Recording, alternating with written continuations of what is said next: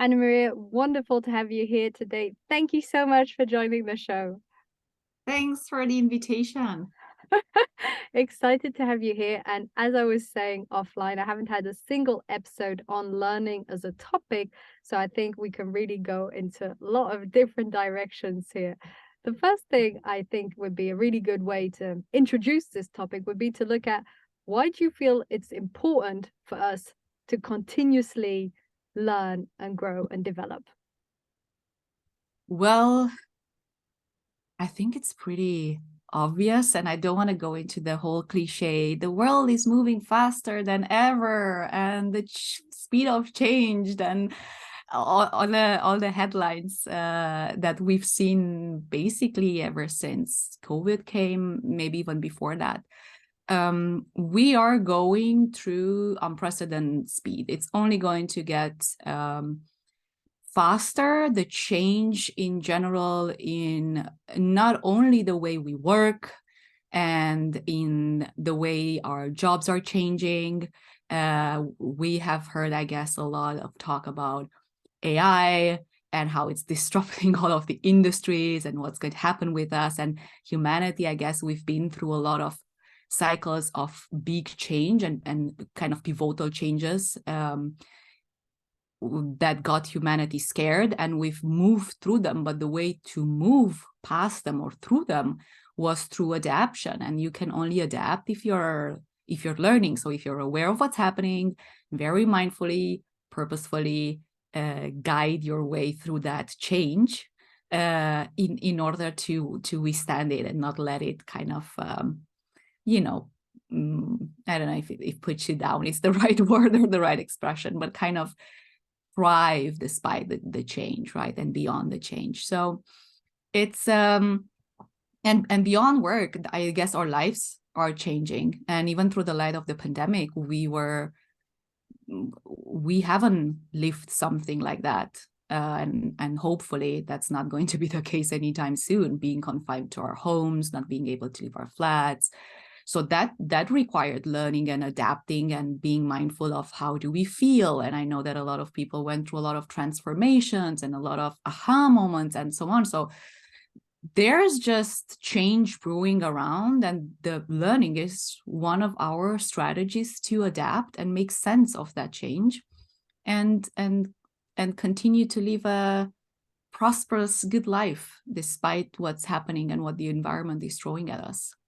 That's such a good point, and I never really put those words together. I do believe being able to adapt to circumstances and being flexible is hugely important, and I also believe learning is really important. But I hadn't actually put those together. I believe learning is important because we continuously grow, and that I think it actually makes us more fulfilled as Mm. humans if we learn new things. Otherwise, we get into these same patterns and kind of gets dull. I know that if I don't do training or read for a bit and I'm just operating my business, I don't know, it feels like Mm. something is missing. So joining like I did the L&D Shakers community, going to those events, listening to a podcast, reading a book, going on a training, and I don't know, it does something to the brain. So I always think of it from that perspective. So it was great to hear your thoughts on it. Mm.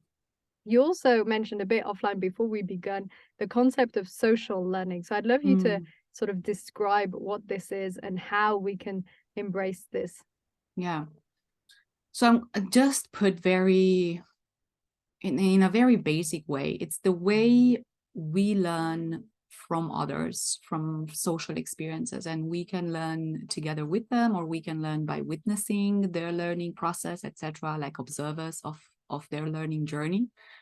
And it's a very natural way to learn for us humans. It is, we're rarely aware, but we're constantly learning socially from others. So we're learning from peers, we're learning from colleagues, we're learning from mom, from dad, from sister, for every interactions that we're having, our friends all the time.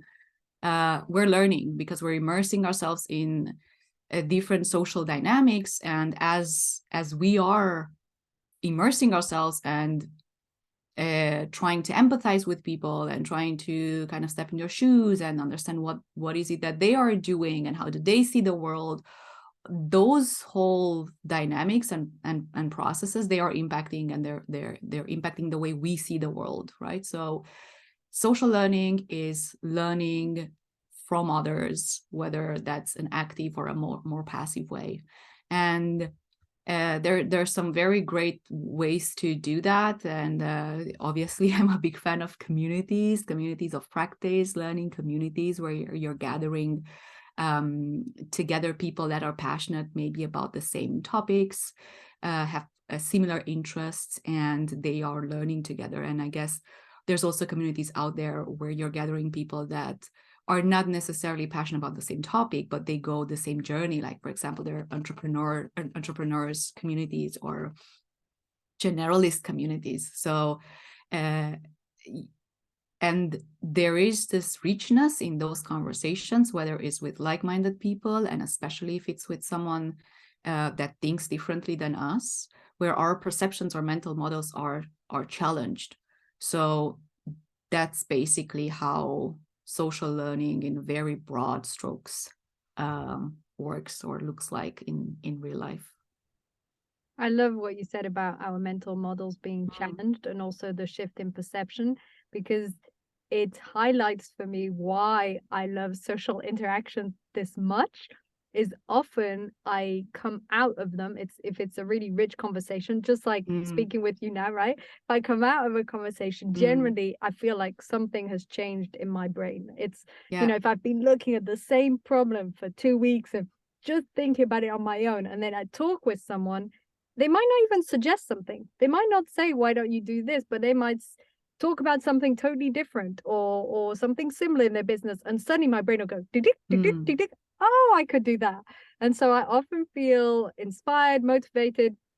Of course, it needs to be the right type of conversations. It's not all conversations all the time, but often if it's with a really close friend, if it's a really interesting person on a podcast interview, all these types of interactions, I always come out sort of buzzing with inspiration and new thoughts. And it's exactly what you said, the mental models are being challenged and things shift.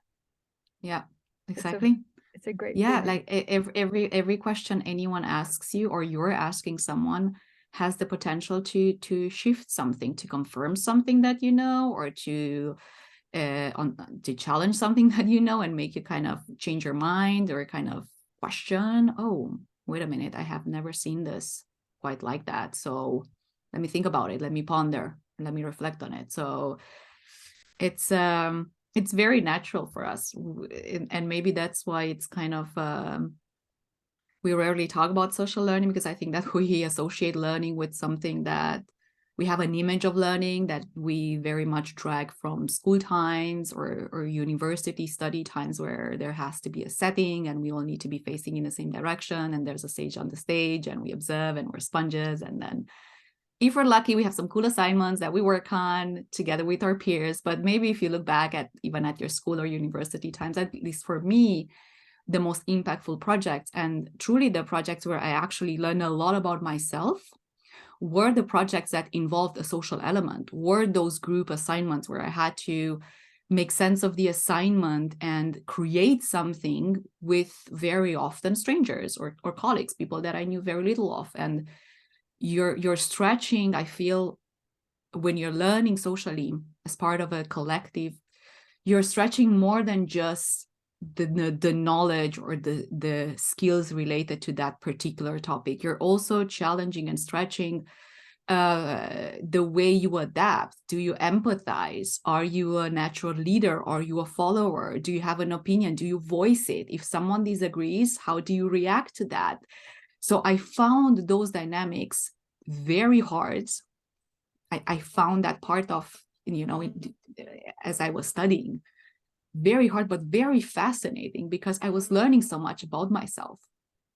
I said something, someone reacted in a way, and then and the more I did it, there was this impact in confidence, which I still see through my work with community. And for me, maybe that's kind of the biggest thing that I take away from this work with others is it can be messy and it can be confusing and it's hard and it's not easy and it can derail, but at the end of the day, if you stick with it, you develop so many more, I don't know if we should call them soft skills, but you learn a lot about yourself and about like group dynamics and human dynamics, and those are skills that you can then transfer to any type of situation, to your negotiating at the market, to your pitching, I don't know, an idea to your manager, or being thrown off guard by a question in a presentation or anything like that. So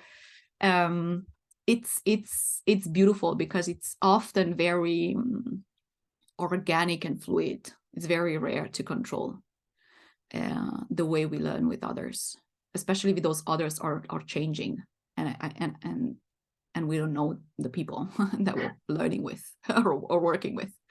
Yeah. Yes.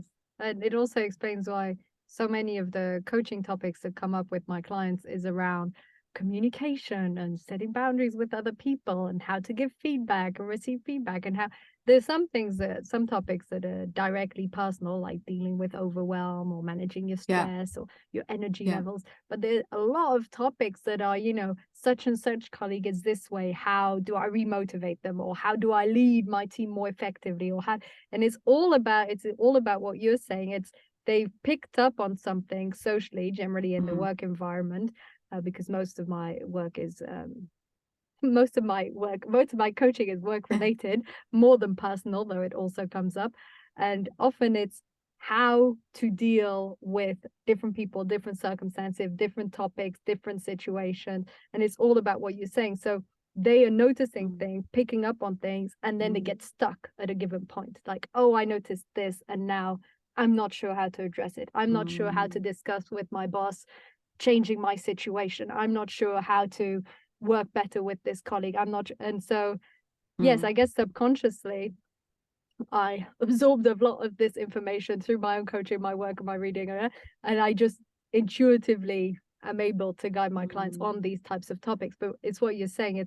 We don't even realize that in these situations we're constantly learning, and that once we've managed to negotiate this, speak up in front of this person, be assertive, give them feedback, motivate someone, then we can do it with another person. Yeah. Yes. And this makes me think about a part of learning actually very crucial. And sometimes when we're constantly learning, but we're not always aware that we're learning.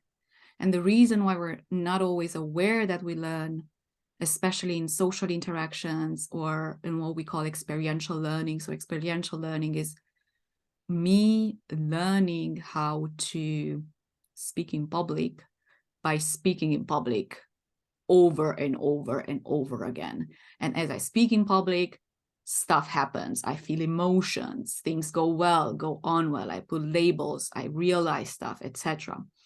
And very often, if nothing really super big or impactful happens, we miss the learning that we're doing every day in every type of interaction, because we rarely stop to reflect afterwards on that interaction, on that learning by doing, by immersion, social, and so on.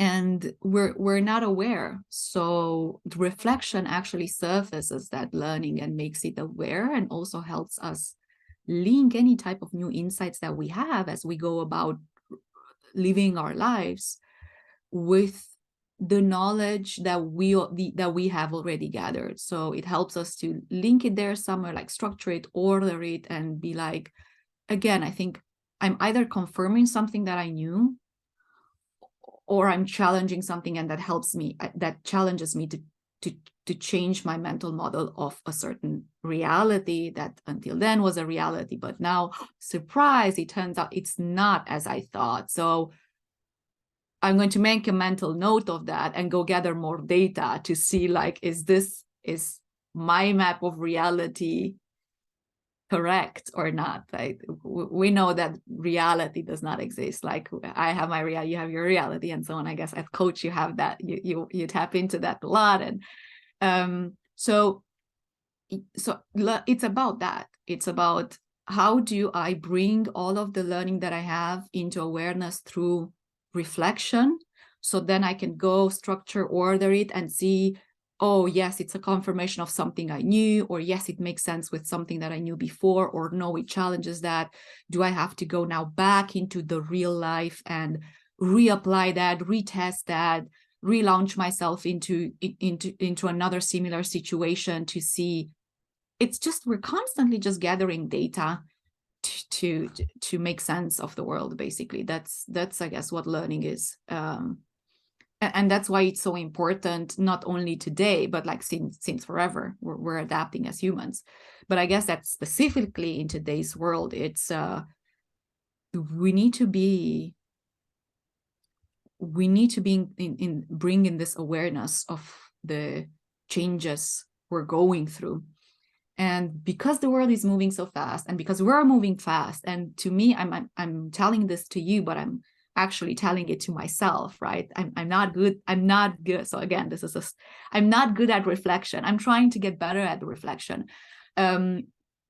because the world is fast and we're moving fast, and we don't carve time for reflection. And so at the end of the day, sometimes you talk to people, and I ask people a lot, like, what have you learned lately? Like, what lights you up? What sparks your brain? And a lot of people at times, I'm not learning anything. I'm like, I'm not doing any progress. I'm not learning. And I'm like, you think you're not, but you are.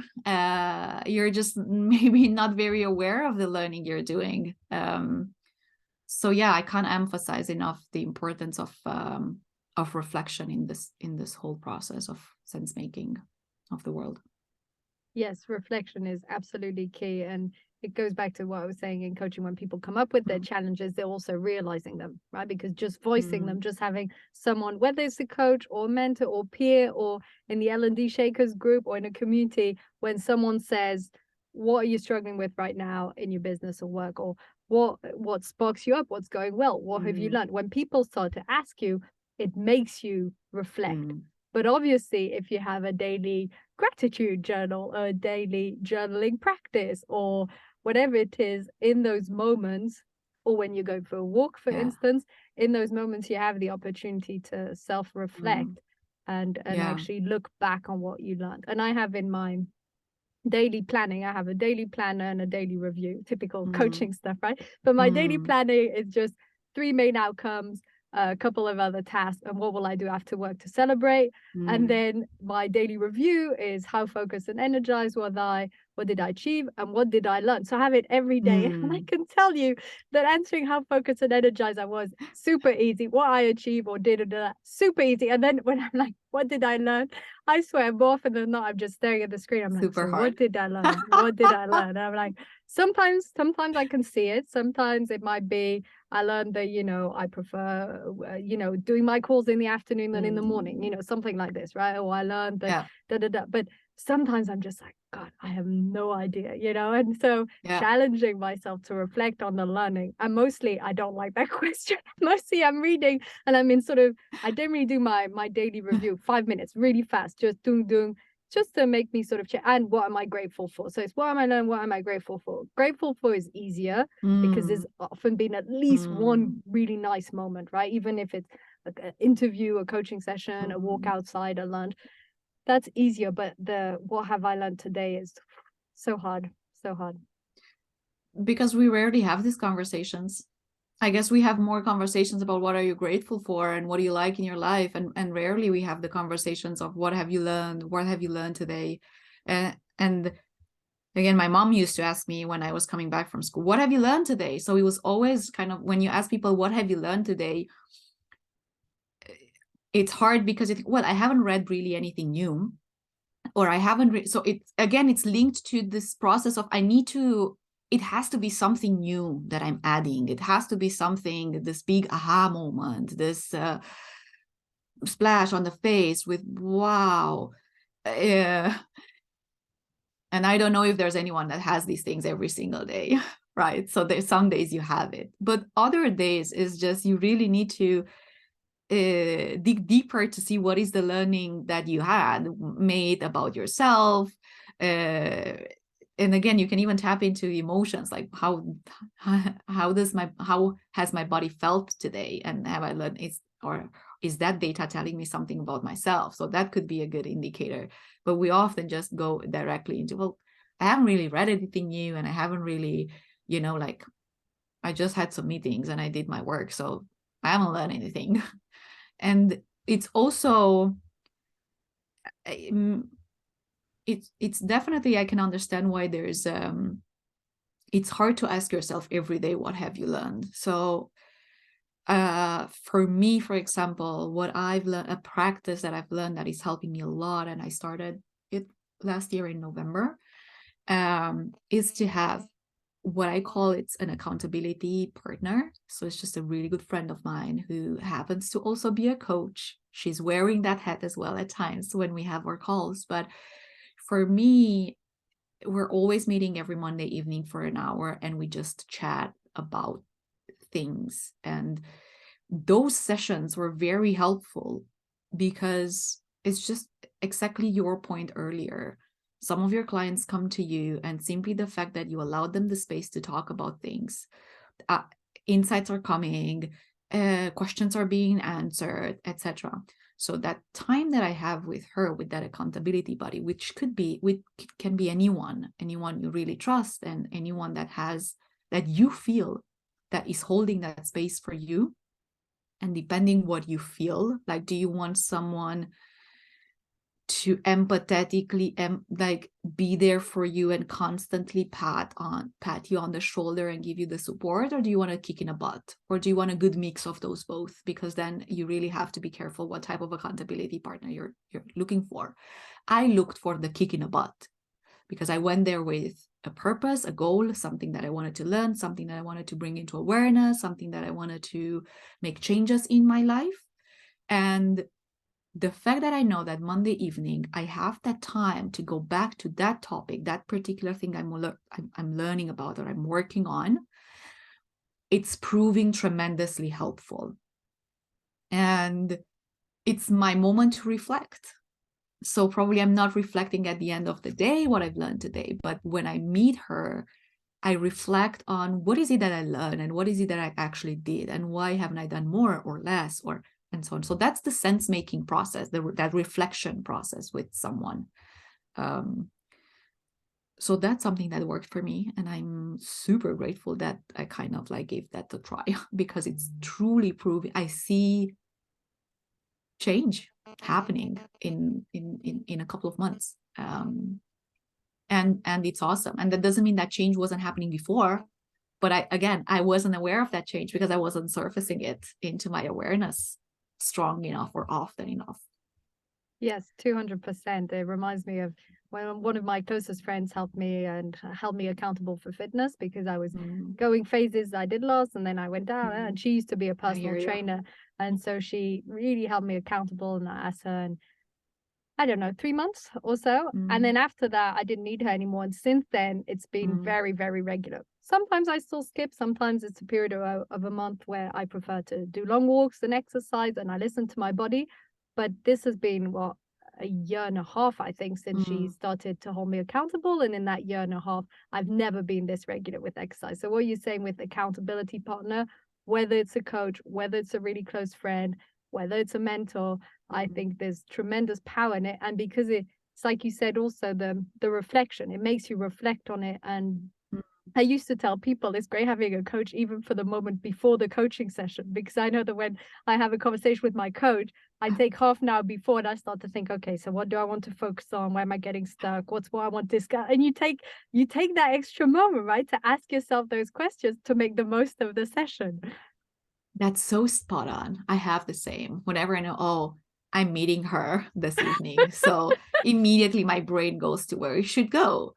What will she ask me? What was my homework? What did I had to do? And that's wonderful. There are some people that are really talented at reflection. That's their default mode. And I think in general, if I were to oversimplify and super generalize, there are some of us that learn a lot by doing and immersion and throwing yourself at it and, just giving it a try and let's see how it works. And there are other people that are reflecting a lot, they think a lot, they spend a lot of time in their head making sense, anticipating, making plans, going back to things. I'm the former. I'm not that's not my default. And I think both, if we're too much into the extremes, we're both missing out. If you're too reflective and you do not apply, learning will never happen. Learning actually doesn't happen through reflection or as you reflect. I think you always need to have a real experience in the real world. You need an event, you need something to trigger it, you need to see yourself act, react, etc. And through reflection, yes, you're making sense, you're linking, you're bringing it to awareness. You can learn something, but the trigger, if we wouldn't do anything, if we would simply stop doing stuff, our learning would be very much defined or confined to our past experiences. It's very hard for me. I'm reflecting on my past experience, right? I can't reflect on something that I haven't done. I can imagine it, but imagining it doesn't make it real. It doesn't mean that that's how I will react or that's how things will happen. So if you're too reflecting and you're not applying, you're missing the trigger of the learning to see, am I capable of, am I actually doing this, and gathering the data that you need for reflection. And on the other way around, if you're like me and you're in this constant doing, you might be doing all this stuff, and at the end of the year, like, okay, so what have I learned? Well, I don't know. Like, wait a minute, let me just gather my thoughts, because there was a lot of doing and a lot of stuff, but what have I truly learned? So being at the extreme, it doesn't do us service. And I guess it's a bit of like it's a constant flux. You go, you apply, you come back, you reflect on it. And then if we could look at like learning theories, and there's a quite famous one from Kolb of experiential learning, which says exactly that.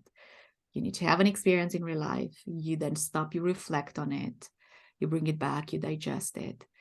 As you go making sense of it, you conceptualize it, you link it with stuff, you're building a mental model, you're changing one, you're learning. That is the learning. That's the thing that suddenly I know or I don't know. And then with what you know and don't know from the doing and the reflection, you go back into the doing and you repeat the cycle. And it's like, oh, can I do better next time? And then you're doing it again. And then you're reflecting, gathering data, changing stuff, perfecting, improving. Okay, let me do it again. And that's quite a famous learning model that it's proving very helpful just in real life, in the way we learn ourselves or in the way we support, guide, nurture others to learn as well. I love this concept with the doing and learning. And I'm like you, I'm the doer more than the. So I've worked a lot on self-reflection since my career as a coach. And yeah, there's so much wisdom in this, in doing both, like you said, not getting stuck on one extreme, which can be easily done. But also I'm realizing a lot of things through what you're saying. First of all, that one of the reasons I get stuck isn't because I haven't learned anything, but probably I've learned too much, right? Not exactly huge epiphanies, but right, just through our conversation here, I've shifted a few things. I reflected, okay, my definition of learning is biased from school. There's also all the social learning that I don't think of that comes into my coaching, etc., etc. So there's probably already, 20 things or 30 things that are clear bullet points. If I really thought about it and I reviewed all of it, I'd be like, oh yeah. And so it's lots of kind of micro, and some are bigger than others, learning throughout the day. That's one thing. But then the other thing that I realized was that probably we underestimate again the learning that we do, and that's why it can be hard to actually figure it out, because we're so caught up in doing it, and we're so caught up in going through our days in the way that we do, that we don't sort of realize it. And I also thought about how when I review my day or I review my week, very often I review my calendar, right? So I'll look, okay, I had this call, this coaching session, this get to know. But actually what would be more interesting when I do this, rather than think, oh yeah, that was a great achievement, or that was a really nice moment. So often my brain goes towards achievement or gratitude, so or both. So it's either something that I feel proud of because, I don't know, a sales call that turned into a yes, for instance, or something, and it can be both, can be achievement or gratitude, or it can be like, oh, that was a lovely lunch with a really close friend of mine. That was fantastic, right? So my brain goes achievement, gratitude, very focused that way. Yeah. And if instead I looked at each appointment, maybe that's a bit heavy, but 2 or 3 during the day, and think, in that moment, what did I learn? Either through what the person was saying, like you, with what you're sharing information, or through my own reaction. Okay, I got triggered by this word, or the person was a bit late and at first I was annoyed, or, just noticing my own reaction to the circumstances. And that would be more interesting, I think, than yay, achievement, ding, ding, ding. Or okay, gratitude is nice and it's nice to remember a nice moment. But how often do we think of our weeks and our months in like milestones, achievements, nice moments we're grateful for if we've done it, we have a gratitude practice. But how often do we think of them in terms of, I learned something with this person, or in this circumstances, this blocked me, or I realized how inspired I was by this or that book, or that. And we don't often, or I know I don't often think about our life in this way when we review a whole week, for example. Yes. And also there, so again, I think we're constantly observing and again confirming our mental models, or on the contrary, infirming, I'm not sure if that's that word, or like we're challenging them, right? I guess the thing that makes it sometimes harder to be aware of the learning we're doing is the fact that maybe we do not sit to take a moment and plan for that learning. That we're learning every day, in every conversation, in every interaction, clearly reading an article, watching a video, whatever. That input that comes our way has the potential to shift or confirm. So we're learning all the time. But if I would sit now, and sometimes, like as in today, I didn't wake up to say, oh, today I have a goal to learn X, Y, Z. Or today, I wanna learn and I wanna be very mindful of my active listening skills. So that's the goal that I'm setting for today. And so in the 3 calls that I have today, I'm going to be very mindful about that. I'm going to be very mindful of how present I am. How am I listening? How am I, paraphrasing? Do I build rapport, empathy? Am I really there? Am I in the service of the person, and all that, right? So now, because I have an intention to my learning, at the end of the day, when you sit with your notebook, it's going to be much more easier to see what you have learned, because it's not suddenly, what have I learned today? Well, I've learned, let's see. Because you anchored yourself and primed your brain to observe yourself and to gather data points related to one particular goal that you had, which is to improve your active listening skills or listening empathy skills, it's going to be so much easier at the end of the day to look back and to be like, have I done it? No. Did I do better in one call than the other? Why? What was it? Was it the person? Was it the conversation? Was it because I was tired? Was it before lunch? And like, what were the factors? And then suddenly you start reflecting on the real experiences that you had with learning. And that's kind of like you close the loop. So you're reflecting and then you're trying to make sense. And by the end of the day, you draw a line and be like, I noticed that before lunch, I am actually much more present or more grounded into the conversation than after lunch. Or I know that if I am stressed because I have a task to do, I'm less present and I'm listening less to the person in the call. So then I have to be mindful about that, etc., or find a mechanism to ground myself or before the call. And so then you're building strategies, right? That's the sense making. So you're building your strategies, you're drawing some conclusions, and you're like, okay, so tomorrow I'm going to focus again on the same task. Except for now, I'm going to try this thing. So I'm going to probably ground myself with the 5-minute breathing meditation before each call. And I want to gather data points and see okay, by the end of the day, is that helping or not? Is that confirming, infirming? Like, how do I build that skill?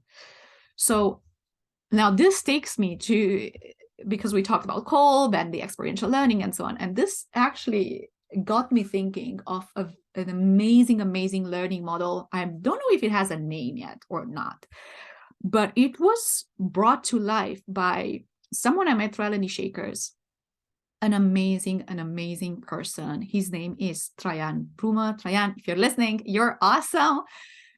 He has done amazing work with learning, and especially experiential learning and alternative learning. He founded an alternative university in Romania a couple of years back, was active for years in that space, and he's a bit of an activist against the usual educational system that we all knew back then. And sadly, science in certain places still is today. And so he kind of added, in a way, to this Kolb's experience, like you're reflecting, you're making sense, you're gathering data points, you go back to doing, and it's this spiel in between. I'm reflecting, I'm doing, I'm reflecting, I'm doing. And he added, and actually his model looks like a spinning top. And as the spinning top spins, the axes are the learning and doing. And in order for the spinning top to spin, you need both. You need reflection to boost the doing, and doing to boost the reflection, and so on, right? So you need that. But on the other side, you also have this side of the spinning top. You have the top, and this is where you give the spinning top speed, right? This is where you give it speed, and then it spins on a tiny little thingy at the bottom of the table, right? As you're spinning it. So the way he defined this, what's the engine? Where do I actually, me as a person, how do I boost energy into my learning process? And his take on that is this helicopter view of exactly detaching from learning and looking at it from the top. And he actually calls that going into the tower. So you're going somewhere up, and you're thinking, you're planning your learning, very much strategic. What is it that I want to learn? Where am I going with my learning? And if we were to take, I don't know, presentation skills, is my goal, as I set up in this learning process to improve my presentation skills, is my goal to have better presentations at work whenever my manager asks me to share a project? Or is my goal to become a Toastmaster of my area? Or is my goal to speak at TEDx next year? Because these goals and the way you will approach your learning process and your strategies to get there will be totally different if what you're going for is to present better next week in front of your team, or to speak at TEDx next year. Those are totally different. And then once you know your goal, what Trajan says is that you're deconstructing that, and you're kind of like creating the path. So I think that in order to get there, my first thing should be to do this. So this is what I take into the doing, this first little step. And then I reflect, and I gather, I do again, and so on. And if at any moment I want to know if I'm moving in the right direction, I go back to the tower, I go back to my plan. It's like, all right, so now I'm at this public speaking thing for 3 weeks, for a month. Where am I do I need to adjust something? Am I moving fast enough, slow enough? How do I feel about that? What are my strategies? How do I learn? Do I need a mentor? Do I need to take a course? Do I want to ask my colleague to constantly give me feedback after each presentation? Like, what are my strategies to get me there? And that's something that Kolb doesn't have in the action. Like, there's never really this moment I want to stop, and I want to detach, and I want to know, am I going in the right direction with the speed that I want to, and making the progress that I'm expecting to? And so that's the energy. If I have a plan, if I know where I want to go, and I set strategies and constantly go to the tower and be like, okay, so where am I now?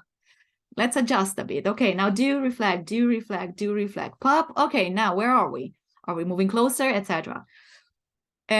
Which makes so much sense when you think about it, right? Like, when you think about it and you think in the way you learn, that makes so much sense. And then here's where my mind was absolutely blown by Trajan's model. And I studied psychology, and I'm working in learning, and I worked in HR, and I never really made that connection, that click. Now, you ready for it? So that's the tip of the spinning top, the thing that actually, it's the surface where the spinning, your whole learning process, it hits the ground. That's what stabilizes your learning process. And he has a great name for this. He calls this the roots. And the roots is exactly that. What is grounding you in the learning process?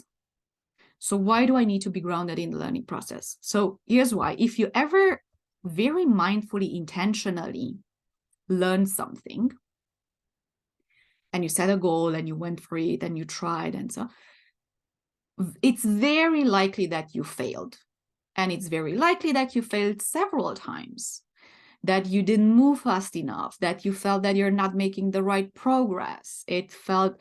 And that's where like learning is hard, and it's messy, and it's frustrating, and it's not a walk in the park, and it can be very demotivating. It can impact our self-esteem. We can think that there's something wrong with us because we don't get it, and we don't improve, and I'm not talented, and so on. So you have this whole emotions that are coming with it. And Trajan says we cannot talk about learning if we do not talk about learning resilience, if we do not put in mechanisms for ourselves.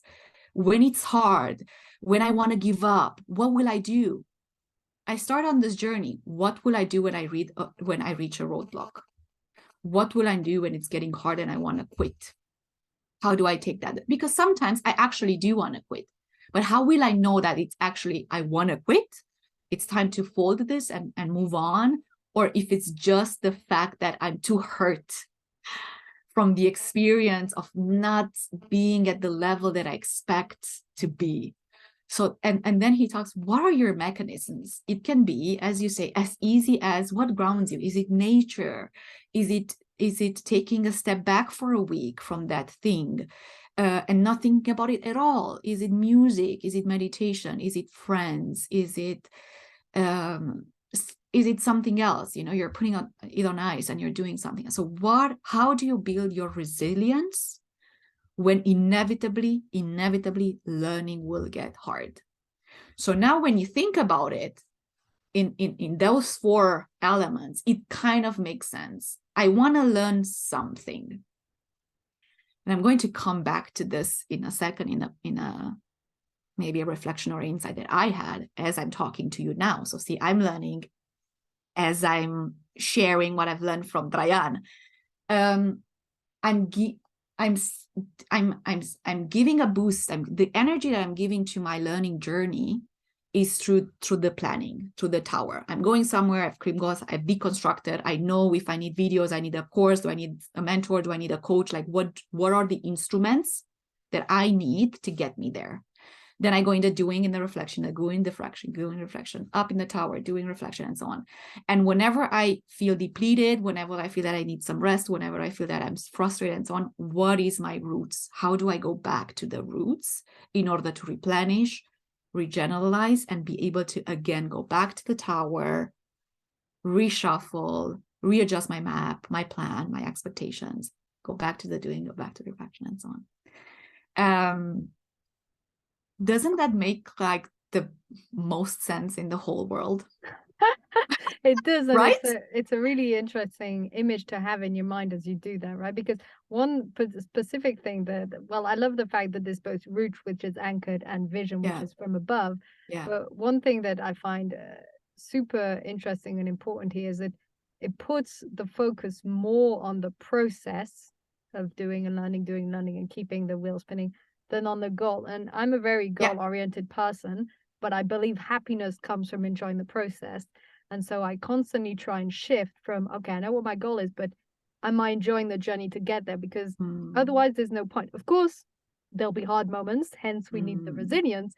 But if it's, let's say, a pure vanity goal of an amount of followers, and let's say like it's Instagram, and I don't particularly like Instagram, I use LinkedIn a lot. Am I willing to every day spend an hour and do reels just to grow my Instagram account, just to have a goal of like lots? And I'm like, does that make even sense? No, I neither like the process nor really need the goal. And so it's a matter of looking at, I constantly shift back to the process, but the process is that learning and doing and keeping the thing spinning. So I think that's particularly interesting, because we go to the tower to look from above just to sort of set the direction, but then we come back and we do the learning and doing, and that's what actually matters. So yes, absolutely. Yeah. So what's your And the insight thing, because we have just a couple of minutes left? So what's your this insight thing with the vision, right? And the fact that in his model that sits at the kind of at the top, that's where you actually take the spinning top with your fingertips and you set it into motion. And if you don't touch that at all, it will stop eventually.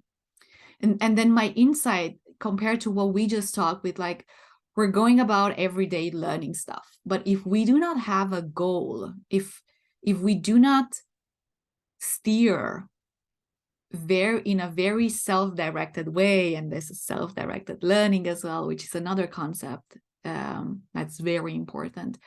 If we do not steer that process, we might feel that we are not learning, and it's hard at the end of the week or at the end of the day to be like, what have I learned today? It's because, how should I know what have I learned if I haven't set out to learn anything?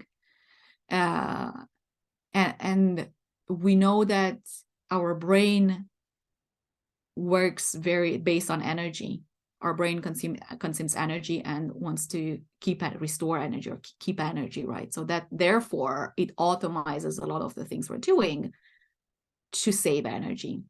And so learning, it's a very energy intensive process for the brain. And so the brain has so many stimuli around, so much everything, every conversation, every email, everything we're doing, it's learning.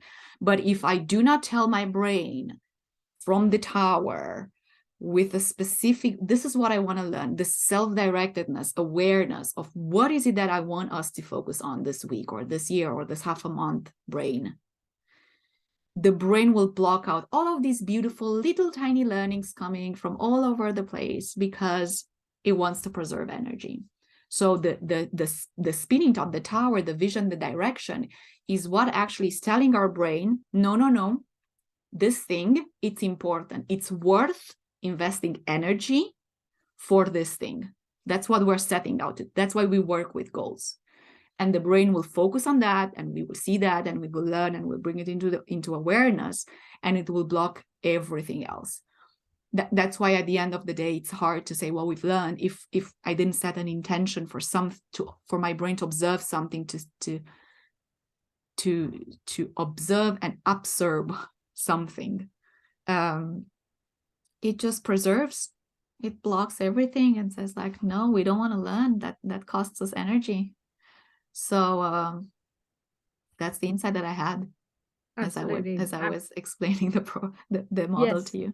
Yes, it's true that if we don't set out with that intention and with that sort of focus and paying more close attention to the different aspects, and it'll be a lot harder to notice them. We might still be learning, but we won't realize it as much. Anyway, that was such a wonderful note to finish on. It was absolutely fascinating. Love this model, love the learning and doing, and love also what you said about what actually is learning, and all these misconceptions we're sort of blocked in a school frame of mind, and in the end we're learning, all the time. So thank you so much for being on the show today. I absolutely loved everything you shared. I have the feeling we could have continued for hours. Yes. I think there's so much more on this topic. Time flew by. I thought we were actually 20 minutes in. I was like, what? No. I was like, I've talked too much. No. Thanks for having me. I had a blast.